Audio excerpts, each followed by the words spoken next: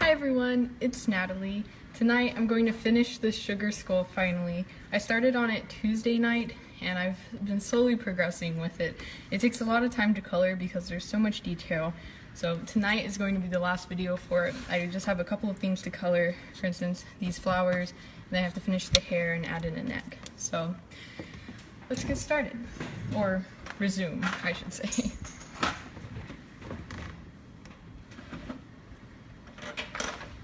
Let me get together my pencils.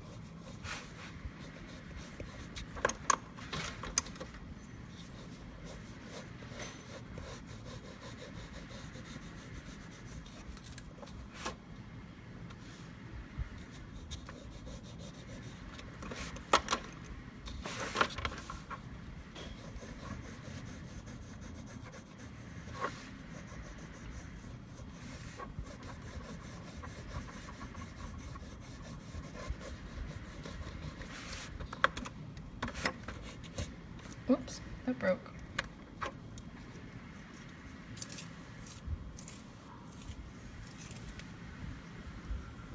Also, if you haven't already, please go check out the video's description. There you will find a link to my Instagram account where you can follow me and see my other works, or you can go download and print the Halloween cat coloring page that I created for you guys. However, I did not get a new color. Instead, I'm going to make my own Tuscan red by blending red and browns together. Since it's only the outer regions of the hair that I really need to focus on now, it's okay if the color doesn't match exactly, and plus I can make it a bit darker, put it in the background kind of, so it's not that big of a deal, but all I know is that this little guy is dead. I might go berry.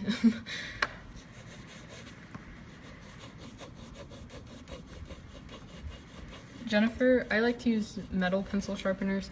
This is my favorite one to use. My freshman art teacher gave it to me because he had a lot of them. You can find similar ones at craft stores such as Michael's and Hobby Lobby. However, I do advise that you do not buy those plastic pencil sharpeners at Walmart or Target because those are designed for your typical number 2 pencils that are rather cheap. So the pencil sharpener doesn't have to be the highest quality for those, but since you're using Prismacolors, it's highly recommended that you get a higher quality pencil sharpener.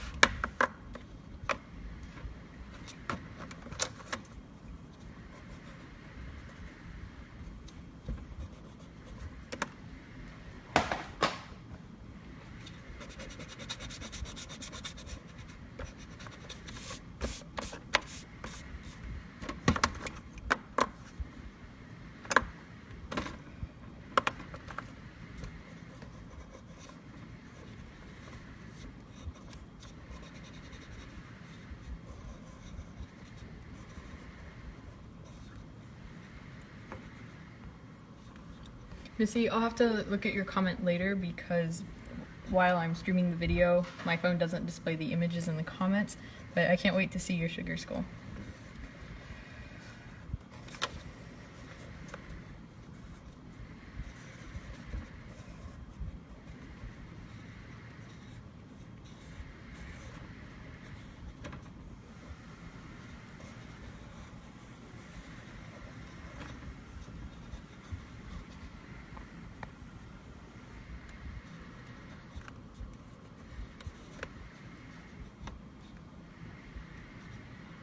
Hope, these are Prismacolor colored pencils.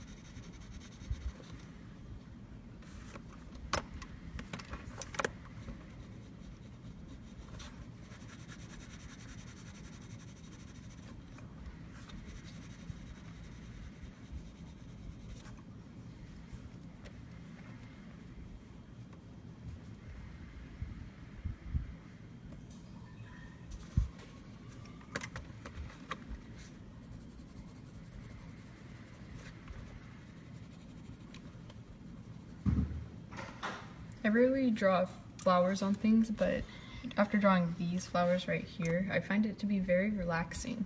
And it's kind of neat how you can break apart the flower into different petals and color all of those separately. So once I publish the coloring page for this drawing, I hope you guys try it out because coloring flowers is a lot of fun. And plus, the coloring page that I'll have posted for you guys, hopefully I'll have that finished by Saturday and you guys can get it either late Saturday or Sunday. Whenever you print that and you color the flowers, you'll already have the lines drawn for you. So all you have to do is sit back and color.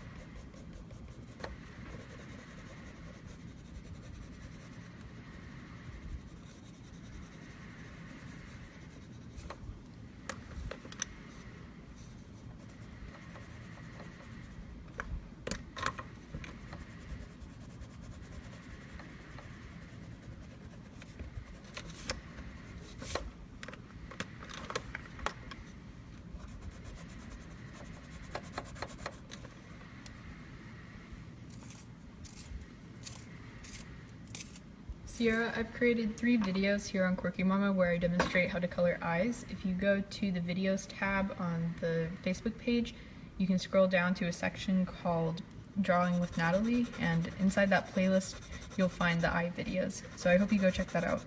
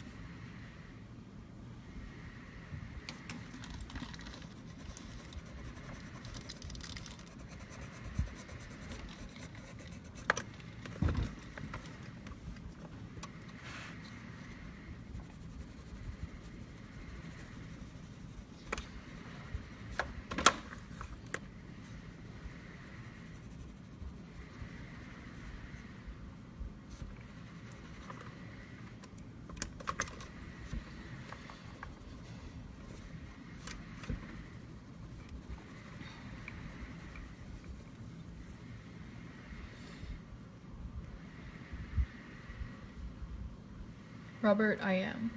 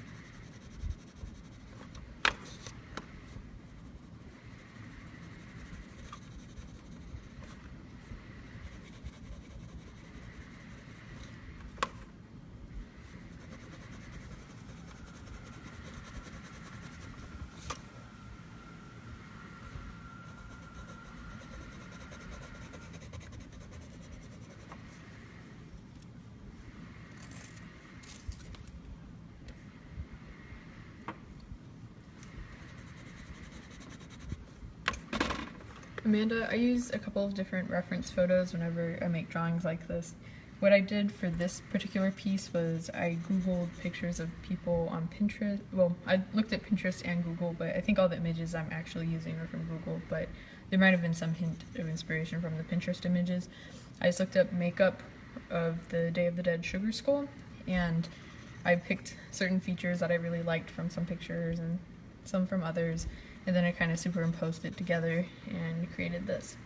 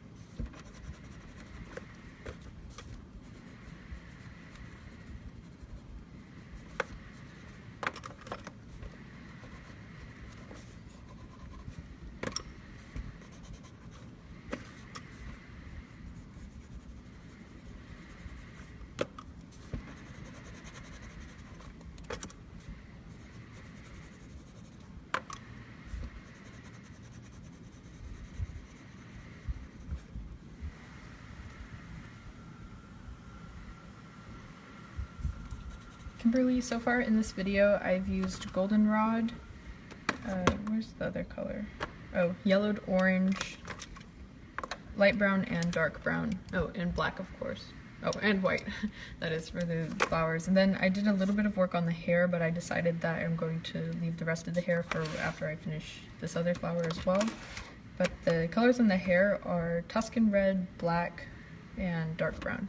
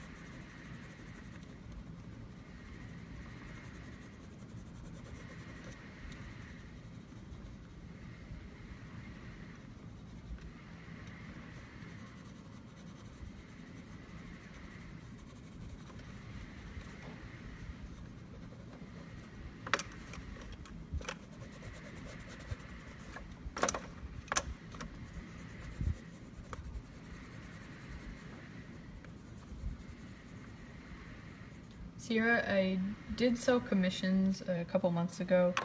Right now I'm not doing commissions, or I guess if by take orders I assume that you're talking about commissions.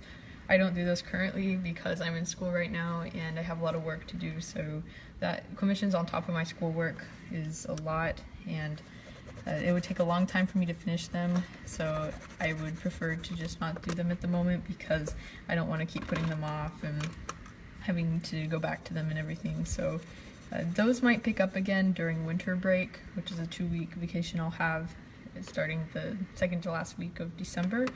Then I may be able to do commissions again, but if you're interested in buying art from me, you can always buy these pictures that I do on Quirky Mama. You can contact me on Instagram if you'd like to purchase one, but do know that I will soon open up an Etsy shop where I'll list everything and you guys can buy directly from that website.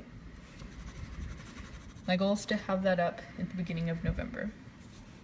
So this weekend I'll finalize the store and have it ready for Tuesday.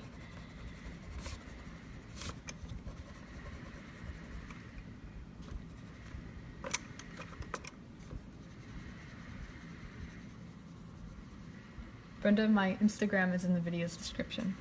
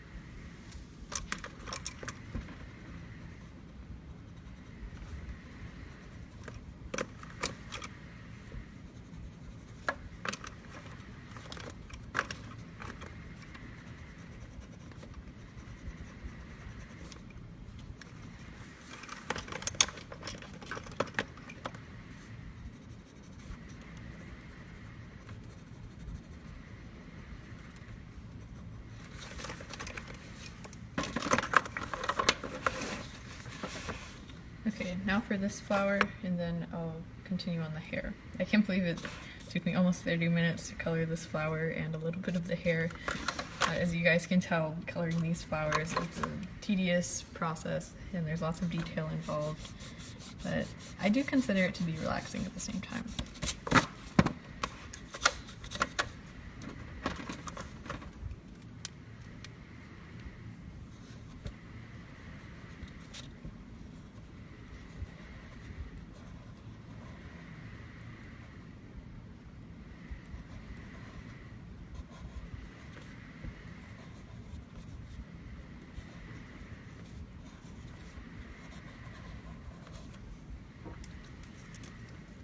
Andrea, for elementary aged budding artists, I would definitely recommend to explore as many different mediums as you can.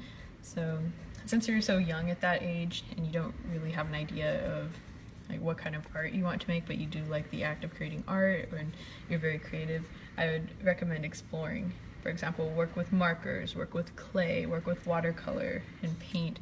Anything that you can find, I would experiment with. So I'm assuming you're speaking for your child, obviously, unless you yourself are an elementary aged child asking this question, but I would recommend getting your child all sorts of different materials to work with. You can buy fun kits at Hobby Lobby, and you can get things that allow your child to work with clay and collage and markers, painting.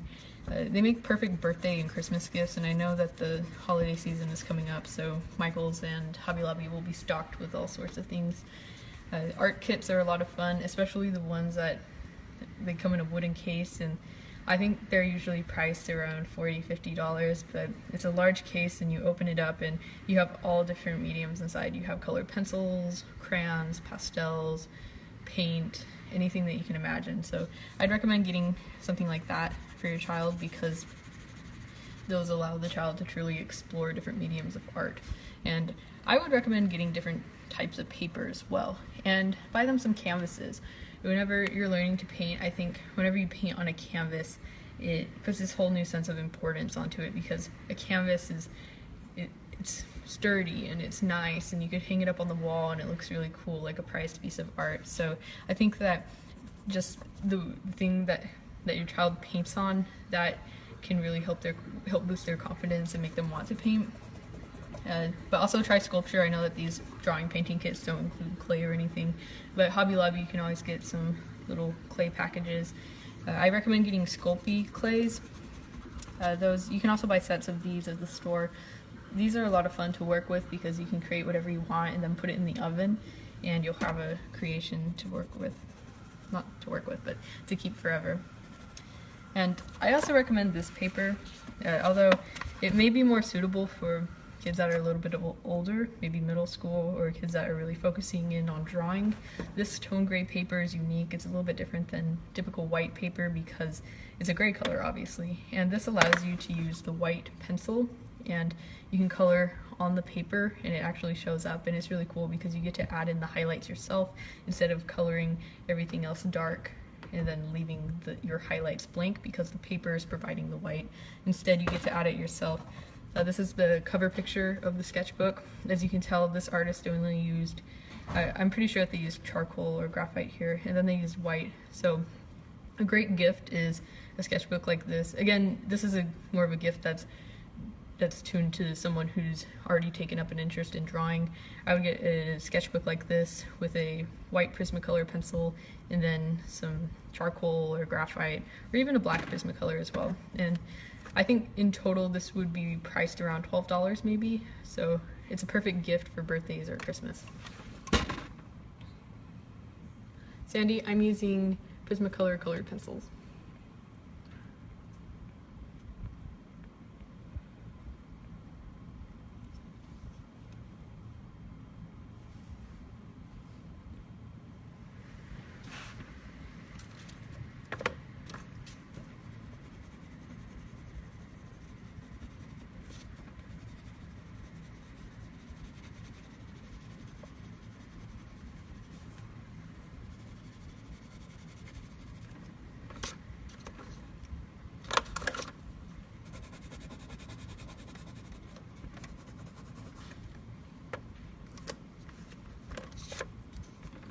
And I'd love to give you guys more information on art kits and art supplies that are perfect for young children who are taking interest in art. I would love to make a post on Kids Activities blog where I can describe all sorts of things and give you guys links or stores that carry certain products so you guys can help your blooming artists. That would probably be completed closer to Christmas, so I'll make sure I get something like that finished before the holiday season. And also, I would prepare yourselves for Black Friday because Michael's always has amazing deals there. There's one year I went to Michael's on Black Friday. The store was empty. I guess no one really goes there on Black Friday because there's a Best Buy right next door and it was near the mall, so everyone was over there. But you can get some great art supplies deals on Black Friday. I know Michael's, they're famous for their canvas packs. You can buy canvas in bulk. You can get ones, I'd say maybe 12 by 8. You can get a pack of 10 for like $10 or something like that. It's really cheap and it's an amazing deal, a great time to stock up. You can also get some cool things like art desks and easels for a cheap price.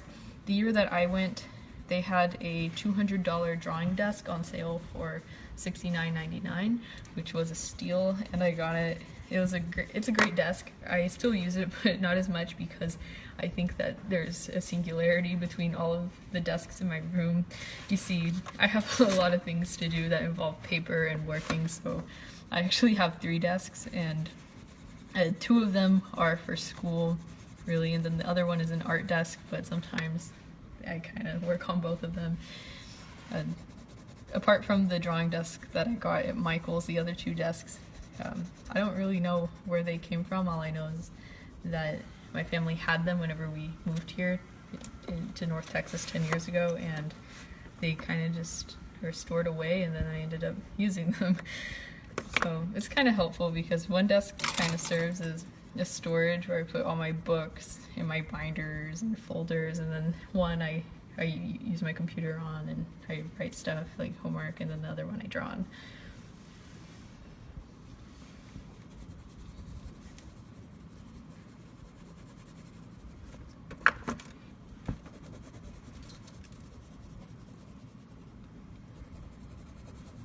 Kimberly, I could definitely review a beginner's work, and if you'd like me to give you some, I guess, constructive critiques, you can always send me the artwork that you want me to review on Instagram through the direct message function, or you can tag me in an Instagram post if you'd like. However, I can't guarantee that I'll see that because my Instagram feed gets filled with all sorts of things. But I think if you actually don't just mention me in it, but actually tag me in the photo, I'll be able to look at it on the tagged page. So you can do any of those options that I mentioned.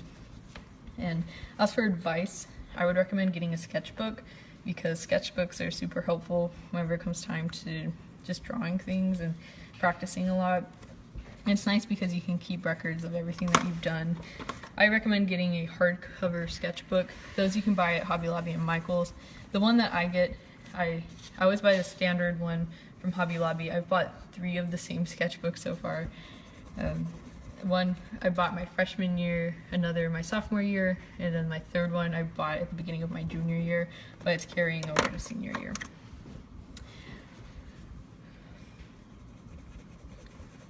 And with your sketchbook, I'd recommend practicing as much as you can, and you draw things repeatedly. If you want to draw faces, I would focus on individual features as much as you do the entire face. So reserve pages in your sketchbook to practice sketching human faces, and have other pages for just eyes, noses, lips, etc. The internet is a great resource for finding reference photos. You can just look up stock photos. So say you want to draw a face, you could look up like profile face stock photo. A quick image search like that will give you a face in profile view, and you can find all sorts of people there. And if you want to specify, you could always start with things like female profile face or female 3/4 profile, not profile, but 3/4 face, and you can find plenty of reference photos.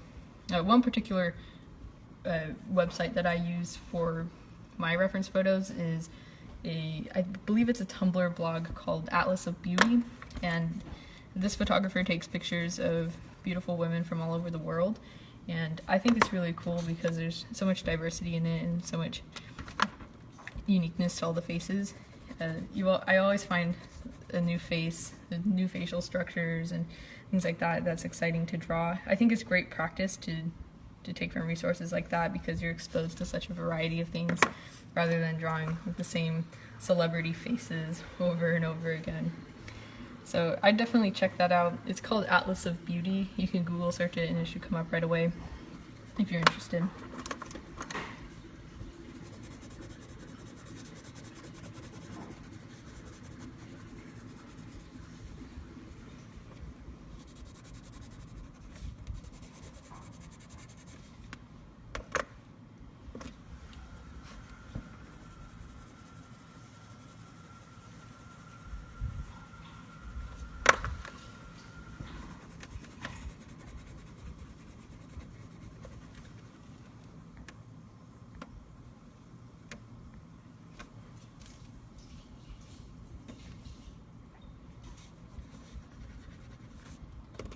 Bailey, I started getting into drawing whenever I was in middle school. I'd say in 6th grade I had a lot of interest in it, but it was 7th grade whenever I really decided that I wanted to practice a lot and get really good at it.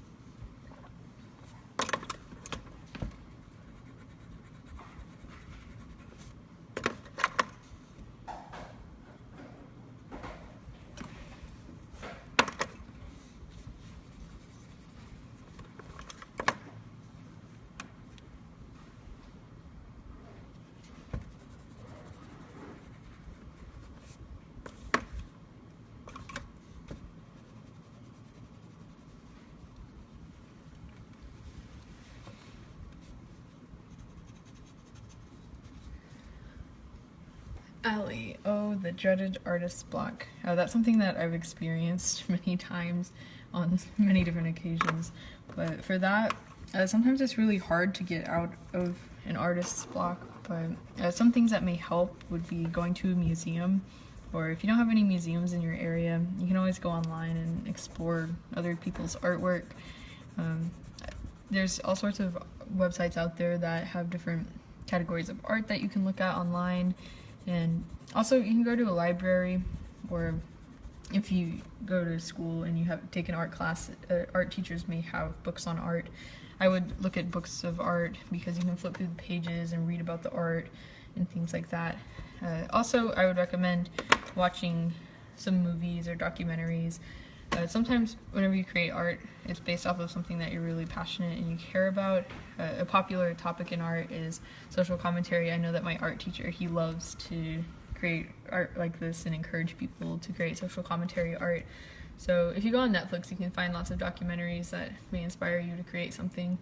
There's this one documentary, it's a non-narrative documentary called Samsara.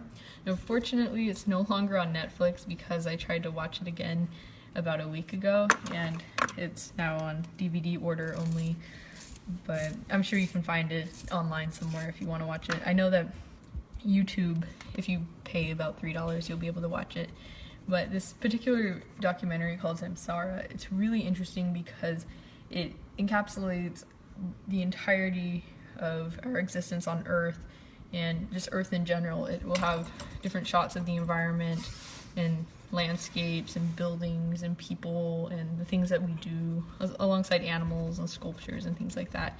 And as I stated previously, this is a non-narrative documentary, so there's no talking in it at all. It's all just music and different scenes and sounds.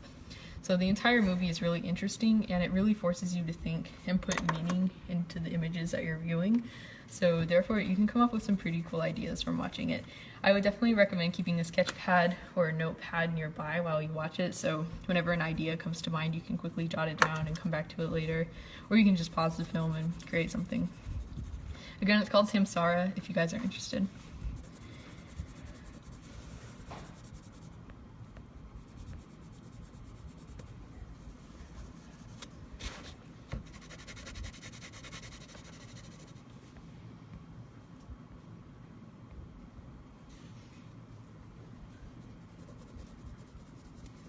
Kimberly, I've never taken any art classes at Hobby Lobby or Michael's, nor classes at community colleges.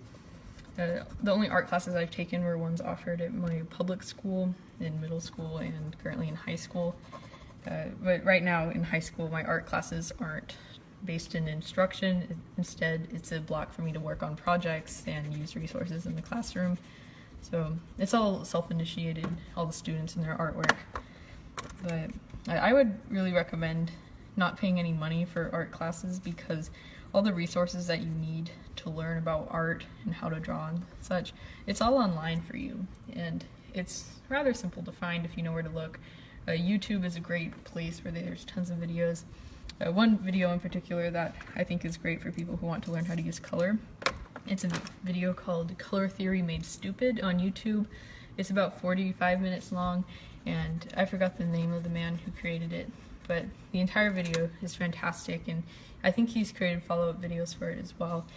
But he explains color theory in an eloquent way, and you can learn a lot from watching it. And although he uses Photoshop to demonstrate how colors work with each other in a piece, the same concept of color and color theory can be applied to any medium. So I would recommend you check that out. As for drawing and sketching, I really haven't watched too many videos like that. Instead, I learned from practice and practice, just sketching things over and over again. It's trial and error. You draw an eye, you either like it or you don't, and then you try again. So, like I said earlier, get a sketchbook so you can practice in one place and then have records of it and you can look back on it. Sometimes I'll sketch an eye or a face in my sketchbook that wasn't really intended to be part of a drawing or a painting, and then I'll realize that since I really liked what I drew, I can recycle that image into something greater. For instance, I've drawn faces in my sketchbook that I found to be really intriguing, and then I will take that same picture, I'll scan it, and I'll transfer it onto a canvas.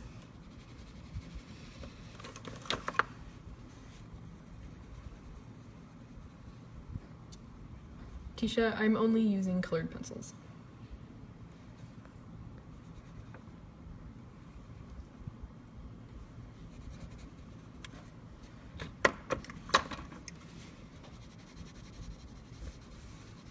Bailey, my best drawing that I've ever created, I'd have to say that it'd actually be a painting. I hope that that fits under your response, even though it's not exactly a drawing, it's more of a painting, but there was drawing involved in the initial sketch of it. So this piece was created, I think I made it in June. You can find it on my Instagram. It's a picture of a woman, and she has freckles on her face, like prominent, bold freckles, and I just love the way in which I painted her facial features and the freckles, and it's just, the entire picture resonates with me, and I'm really proud of it. So if you want to go check that out, it's on my Instagram, which is linked in the video's description.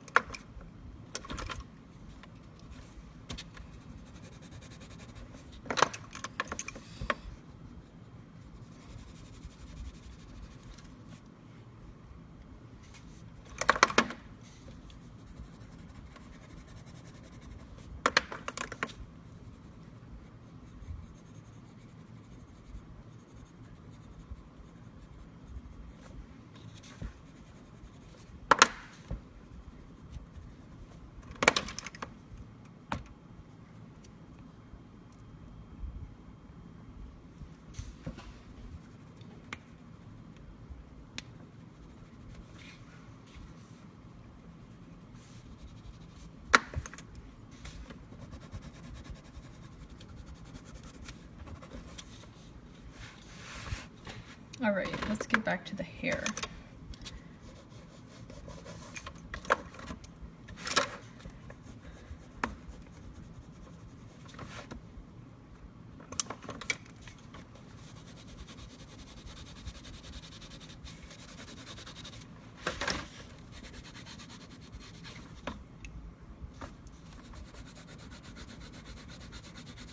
Since I ran out of Tuscan Red, this poor little pencil, this is Tuscan Red, and he's dead. I'm using some Crimson Red, and I'm blending it with the dark umber color, oh no, dark umber. I thought it was a different color for a moment, but I'm blending these two together to create something that's similar to the Tuscan Red.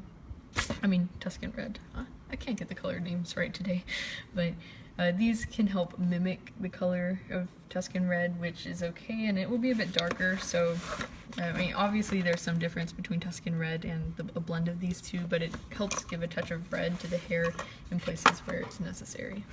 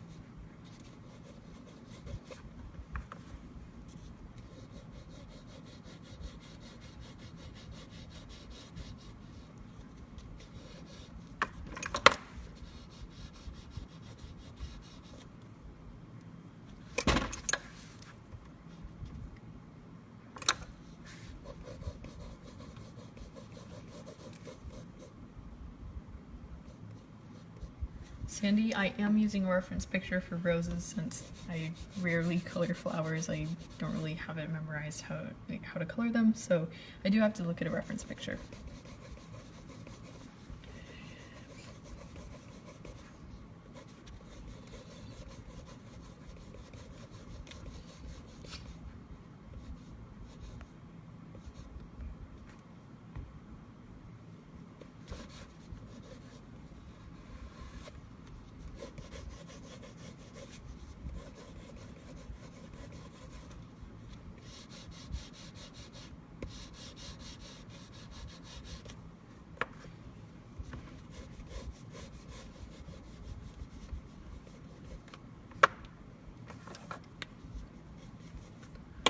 I chose yellow for the roses since it's complementary to the color blue, and it looks really nice together.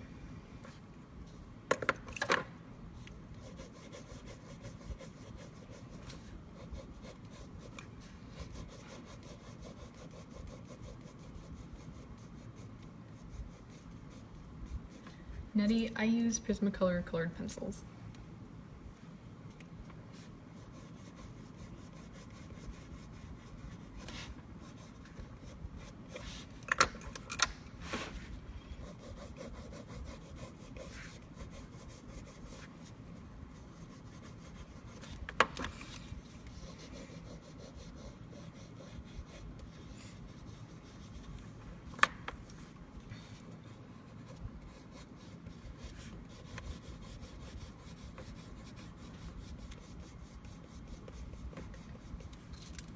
Rika, I did use yellow in the eyes. I did that to give it a little bit of a golden color alongside the brown, which I think enhances the eyes.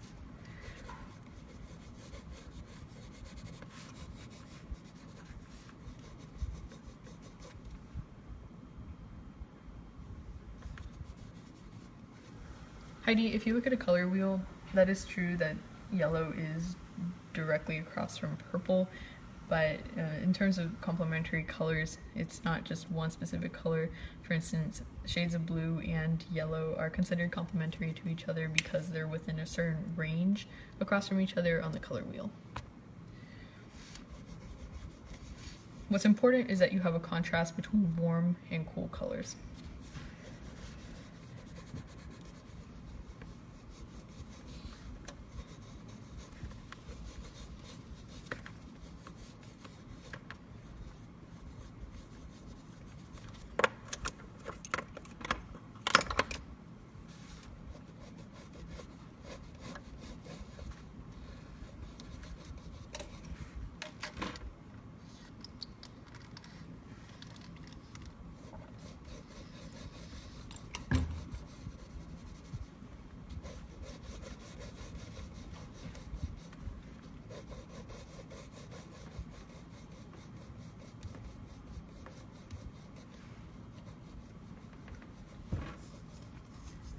Heidi, it's pretty much just a hobby because...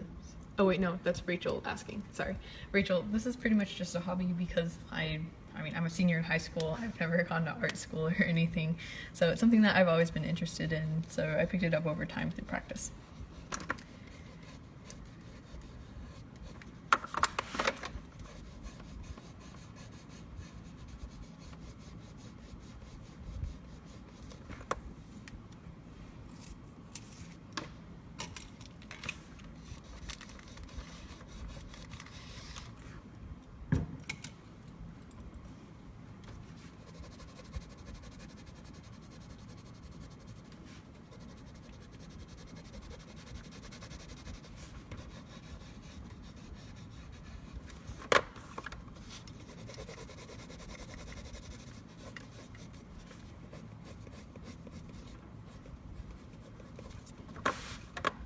One piece of advice that I always give to people whenever I'm coloring hair is that you shouldn't be afraid to add little wispy hairs in the picture, because if you look at pictures and photographs or people in real life, their hair is never perfectly slick unless they use hair gel or something.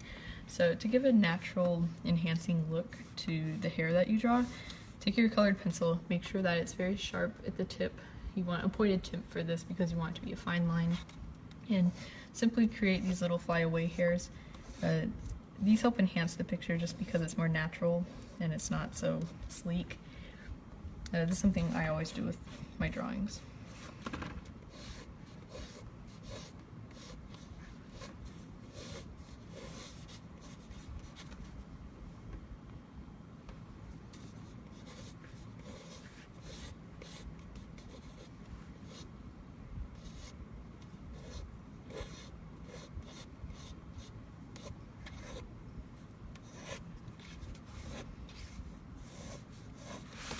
It's kind of difficult to do this whenever you've already colored an area. For example, I've already colored the face, so there's a thick layer of this waxy color on it.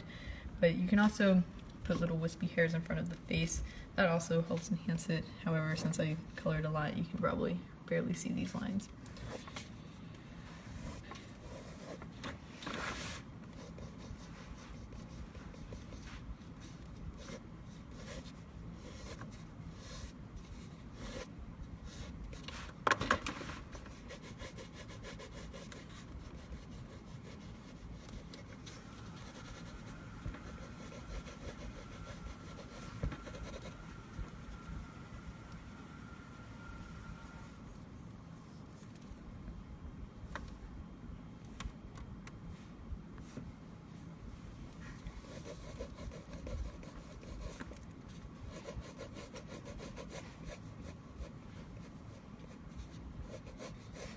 Rachel, at my school, we actually don't have art projects because I'm in the IB diploma program. So IB is short for International Baccalaureate, and whenever you take the art class, you're tested at the end of your 2 years, or if you're doing the 1-year art program, which is called standard level.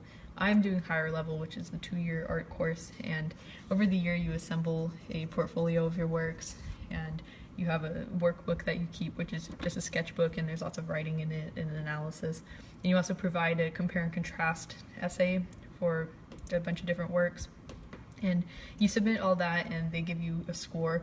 It's kind of similar to how AP tests work, but it's a little bit different because it's IB, so there's more components involved, and the way that they grade it is a little bit harder because they're really looking for analysis and the process rather than just the product, kind of like how AP does with their studio class. So I get a score after I graduate high school, and that can give you college credits at some of the universities, which is kind of cool. But yeah, that's what I do at school. So the teacher doesn't really assign anything like art projects because everyone does their own thing and we all explore our own theme and medium in art.